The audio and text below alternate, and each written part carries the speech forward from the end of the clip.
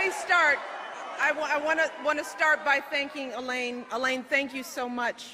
We are so grateful for your family's service and sacrifice, and we will always have your back.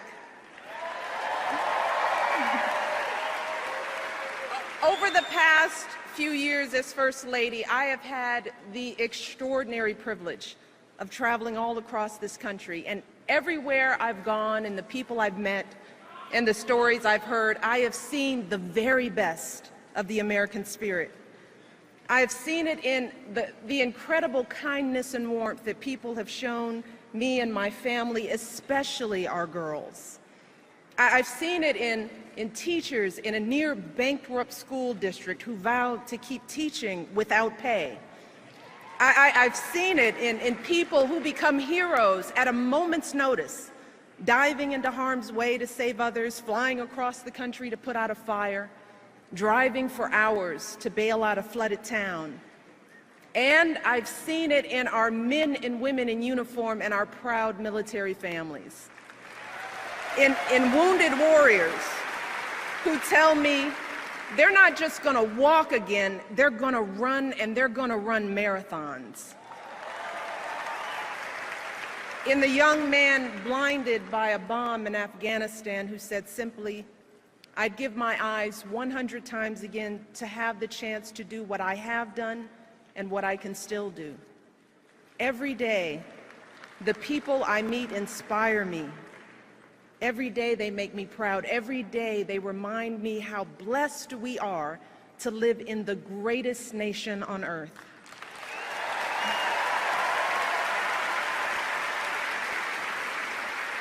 Serving as your First Lady is an honor and a privilege.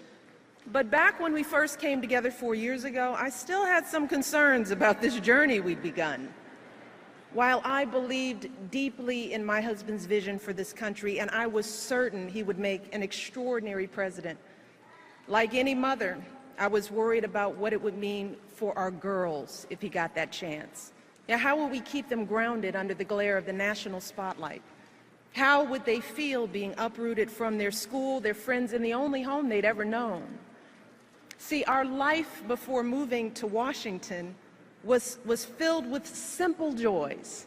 Saturdays at soccer games, Sundays at grandma's house, and a date night for Barack and me was either dinner or a movie, because as an exhausted mom, I couldn't stay awake for both. And the truth is, I loved the life we had built for our girls, and I deeply loved the man I had built that life with, and I didn't want that to change if he became president. I loved Barack just the way he was. You see, even back then, when Barack was a senator and a presidential candidate, to me, he was still the guy who picked me up for our dates in a car that was so rusted out, I could actually see the pavement going by in a hole in the passenger side door. He was the guy whose proudest possession was a coffee table he'd found in a dumpster, and whose only pair of decent shoes was a half size too small. But see, when Barack started telling me about his family, see, now that's when I knew I had found a kindred spirit, someone whose values and upbringing were so much like mine. You see, Barack and I were both raised by families who didn't have much in the way of money or material possessions, but who had given us something far more valuable: their unconditional love, their unflinching sacrifice, and the chance to go places they had never imagined for themselves. My father was a pump operator at the city water plant, and he was diagnosed with multiple sclerosis when my brother and I were young. And even as a kid, I knew there were plenty of days when he was in pain. And I knew there were plenty of mornings when it was a struggle for him to simply get out of bed. But every morning, I watched my father wake up with a smile, grab his walker, prop himself up against the bathroom sink, and slowly shave and button his uniform. And when he returned home after a long day's work, my brother and I would stand at the top of the stairs of our little apartment, patiently waiting to greet him, watching as he reached down to lift one leg and then the other to slowly climb his way into our arms. But despite these challenges, my dad hardly ever missed a day of work. He and my mom were determined to give me and my brother the kind of education they could only dream of. And when my brother and I finally made it to college, nearly all of our tuition came from student loans and grants, but my dad still had to pay a tiny portion of that tuition himself. And every semester he was determined to pay that bill right on time, even taking out loans when he fell short. He was so proud to be sending his kids to college, and he made sure we never missed a registration deadline because his check was late. You see, for my dad, that's what it meant to be a man.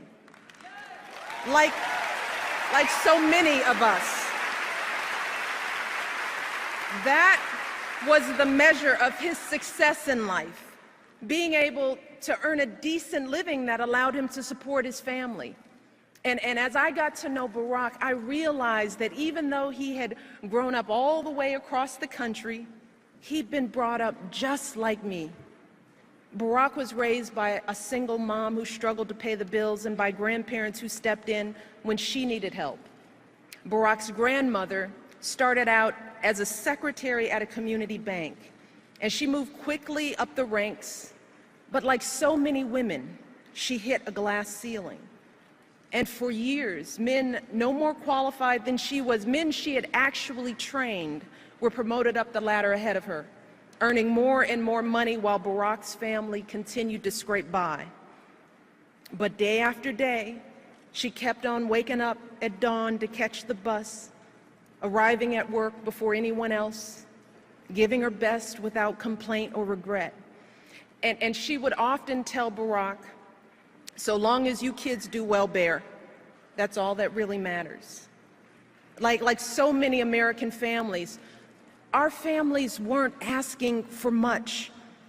They didn't begrudge anyone else's success or care that others had much more than they did. In fact, they admired it. They simply believed in that fundamental American promise that even if you don't start out with much, if you work hard and do what you're supposed to do, you should be able to build a decent life for yourself and an even better life for your kids and grandkids. That's how they raised us. That's what we learned from their example. We learned about dignity and decency, that how hard you work matters more than how much you make, that helping others means more than just getting ahead yourself. We learned about honesty and integrity, that the truth matters, that you don't take shortcuts or play by your own set of rules. And success doesn't count unless you earn it fair and square. We learned about gratitude and humility, that so many people had a hand in our success, from the teachers who inspired us to the janitors who kept our school clean. And we were taught to value everyone's contribution and treat everyone with respect. Those are the values that Barack and I and so many of you are trying to pass on to our own children. That's who we are. And standing before you 4 years ago, I knew that I didn't want any of that to change if Barack became president. Well, today, after so many struggles and triumphs and moments that have tested my husband in ways I never could have imagined, I have seen firsthand that being president doesn't change who you are. No, it reveals who you are.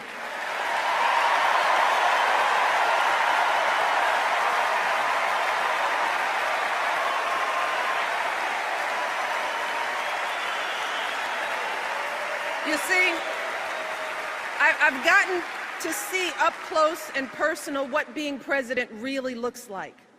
And I've seen how the issues that come across a president's desk are always the hard ones. You know, the problems where no amount of data or numbers will get you to the right answer. The judgment calls where the stakes are so high and there is no margin for error. And as president, you're going to get all kinds of advice from all kinds of people. But at the end of the day, when it comes time to make that decision as president, all you have to guide you are your values and your vision and the life experiences that make you who you are.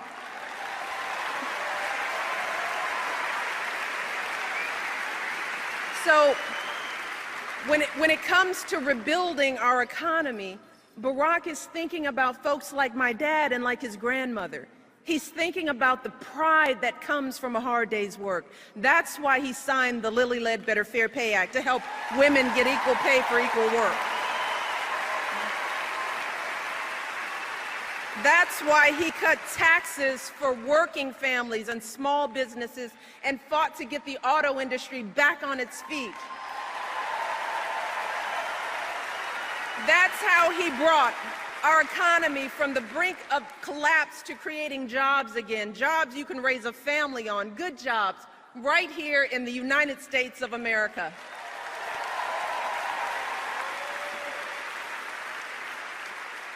When it comes to the health of our families, Barack refused to listen to all those folks who told him to leave health reform for another day, another president.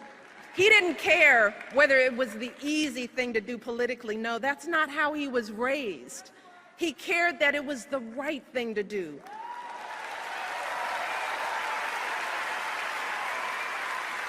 He did it because he believes that here in America, our grandparents should be able to afford their medicine. Our kids should be able to see a doctor when they're sick. And no one in this country should ever go broke because of an accident or an illness.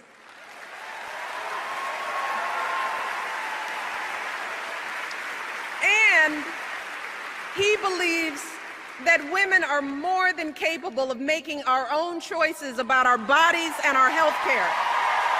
That's what my husband stands for.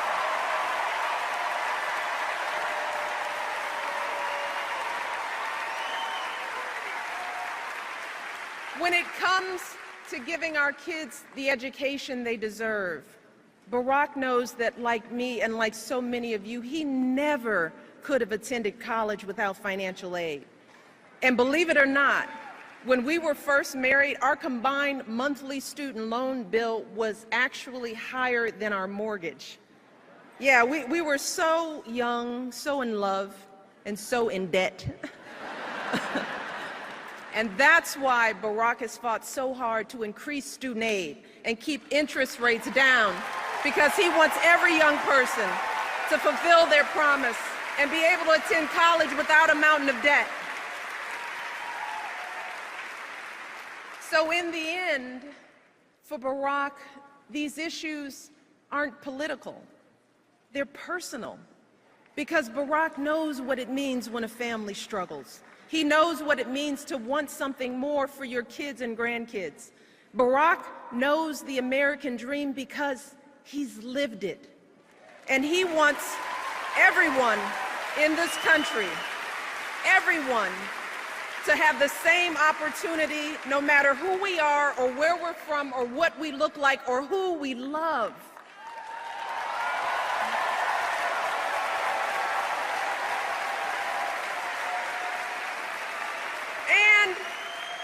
He believes that when you've worked hard and done well and walked through that doorway of opportunity, you do not slam it shut behind you.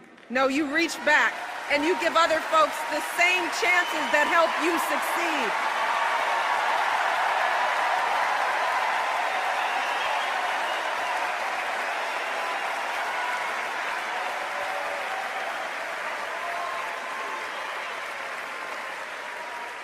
So when people ask me whether being in the White House has changed my husband, I can honestly say that when it comes to his character and his convictions and his heart, Barack Obama is still the same man I fell in love with all those years ago. Yeah. He's the same man who started his career by turning down high-paying jobs and instead working in struggling neighborhoods where a steel plant had shut down, fighting to rebuild those communities and get folks back to work. Because for Barack, success isn't about how much money you make, it's about the difference you make in people's lives.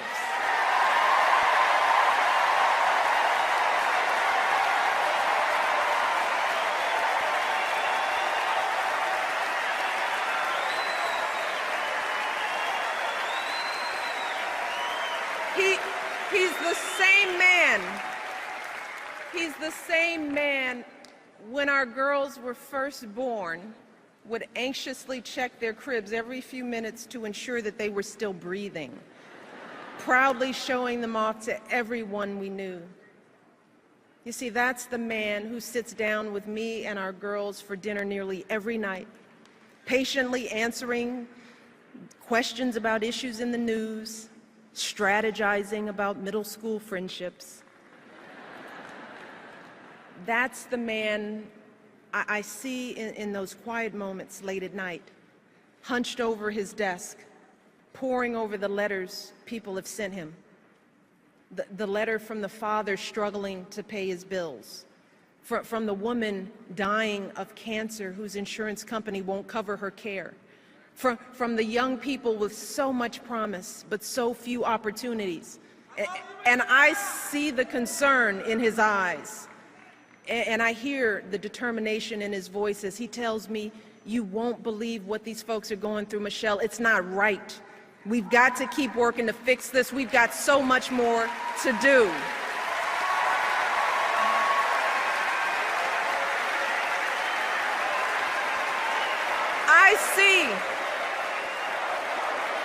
I see how those stories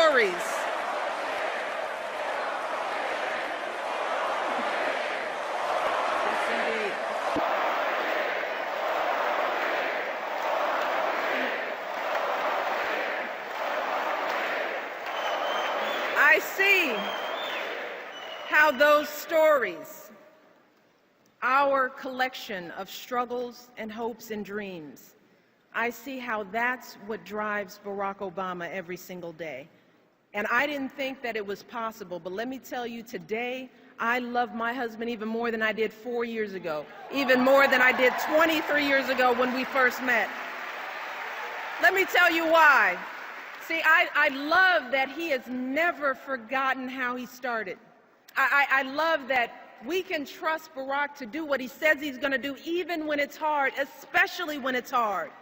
Yeah, I love that for Barack, there is no such thing as us and them. He doesn't care whether you're a Democrat, a Republican, or none of the above.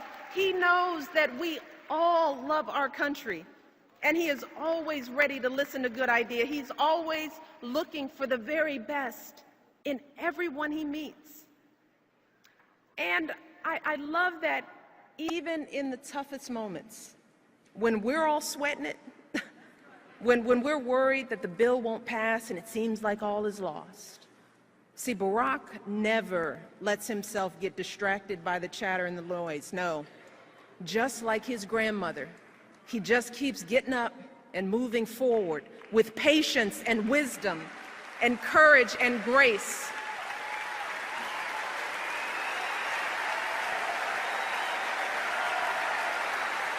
And he reminds me that we are playing a long game here, and that change is hard, and change is slow, and it never happens all at once, but eventually we get there. We always do. We get there because of folks like my dad, folks like Barack's grandmother, men and women who said to themselves, I may not have a chance to fulfill my dreams, but maybe my children will. Maybe my grandchildren will. See, so many of us stand here tonight because of their sacrifice and longing and steadfast love, because time and again they swallowed their fears and doubts and did what was hard. So today, when the challenges we face start to seem overwhelming or even impossible, let us never forget that doing the impossible is the history of this nation. It is who we are as Americans. It is how this country was built.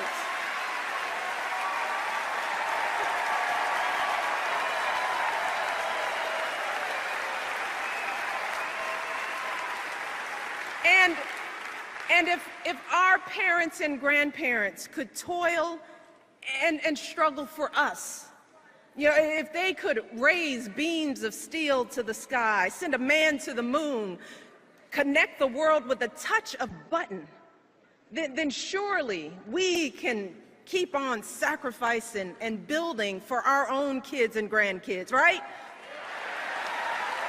And if so many brave men and women could wear our country's uniform and sacrifice their lives for our most fundamental rights, then surely we can do our part as citizens of this great democracy to exercise those rights.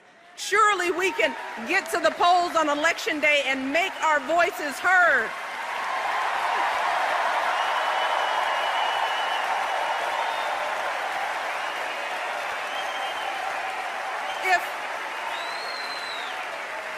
If farmers and blacksmiths could win independence from an empire, if immigrants could leave behind everything they knew for a better life on our shores, if women could be dragged to jail for seeking the vote, if a generation could defeat a depression and define greatness for all time, if a young preacher could lift us to the mountaintop with his righteous dream, and if proud Americans can be who they are and boldly stand at the altar with who they love, then surely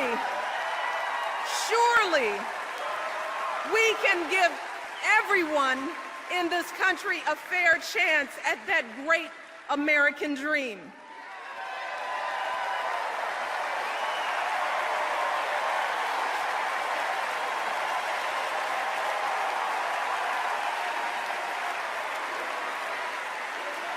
Because in the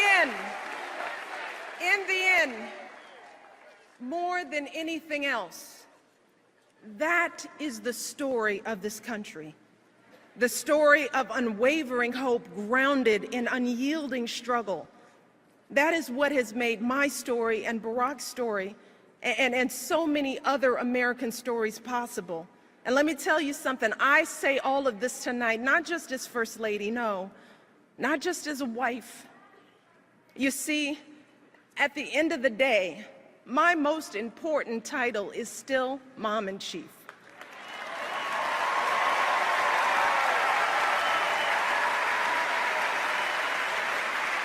My daughters are still the heart of my heart and the center of my world. But let me tell you, today I have none of those worries from 4 years ago, no. Not about whether Barack and I were doing what was best for our girls. Because today, I know from experience that if I truly want to leave a better world for my daughters and for all of our sons and daughters, if we want to give all of our children a foundation for their dreams and opportunities worthy of their promise, if we want to give them that sense of limitless possibility, that belief that here in America there is always something better out there if you're willing to work for it, then we must work like never before. And we must once again come together and stand together for the man we can trust to keep moving this great country forward. My husband, our president, Barack Obama. Thank you. God bless you. God bless America.